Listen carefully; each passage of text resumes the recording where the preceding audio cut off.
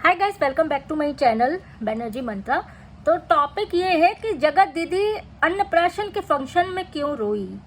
आप लोग को भी देख के आश्चर्य लगा होगा कि ये तो मतलब ऐसा कोई फंक्शन नहीं था जैसे विदाई हो रही हो, कुछ हो रहा हो जिसमें रोना आ जाता है।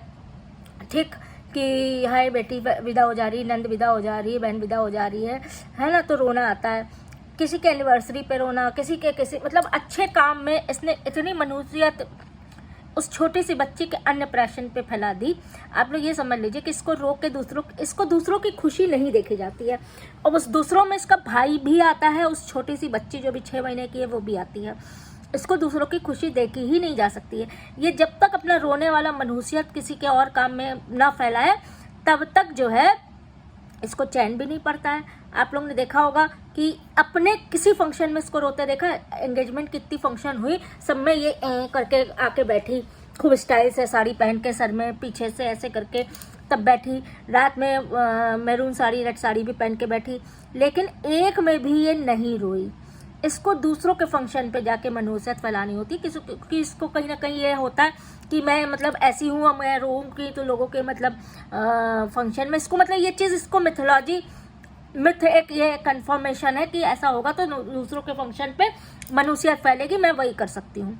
मुझे मनुष्यत फैलानी है क्योंकि सबकी नज़रों में मैं मनुष्य मतलब उस टाइप की हूँ, तो मुझे जो है फैलाना है। तो ये जब दूसरों के फंक्शन में जाती है तब जाके ये इस तरह की मनुष्यत फैलाती है, जबकि इसको ये नहीं पता कि आज की दुनिया बदल गई है। आज की दुनिया में विडो लोगों को भी बहुत इज्जत दी जाती है, ऐसा कुछ भी नहीं सोचा जाता उनके लिए। पहले के ज़माने होता था कि विडो का मुंह नहीं देखा जाता, विडो के ये समझा जाता वो समझा जाता, सुबह सुबह कोई नहीं देखता, वो बहुत नीच लीचड़ लोग होते थे जो ये सब सोचते थे। आज का ज़माना है, वैसे ही बराबरी का स्थान है, वैसे ही खान पान है, वैसे ही रहन सहन है, सब कुछ है।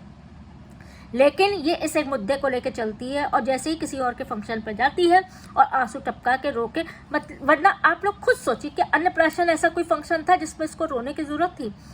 अच्छा, दूसरा बात यह भी है कि इसके घर में सब कुछ ठीक नहीं है। इसको सबने उस फंक्शन में उतनी तवज्जो नहीं दी जितनी ये चाहती है कि मैं हीरोइन बन के मिलूँ, मैं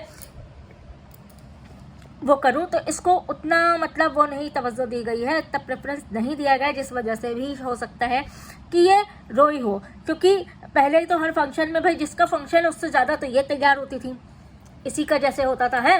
इस बार क्या हुआ है कि उसको भाभी को अच्छे से तैयार होने का मौका मिला है, इसने कम तैयार हुई है, कम उनसे तो कम ही हुई है ना, वरना तो अपने को पता नहीं कैसे तैयार होती है, आप लोग जानते ही हैं। तो इसलिए इसको प्रेफरेंस नहीं मिली है, इसको वो नहीं मिला है, इस वजह से भी हो सकता है रोए। देखिए, इसका घर में सब कुछ सही नहीं चल रहा है, लेकिन ये लोग दिखा नहीं रहे, ये लोग बता नहीं रहे कि हमारे घर में इस तरह की चीज़ें। लेकिन भाई ड्रामा खूब होता है, ड्रामा खूब करना जानती है। वहाँ जाके रोके इसने एक अपना स्पेशल एपिसोड उनके ब्लॉग्स में डाल ही दिया है।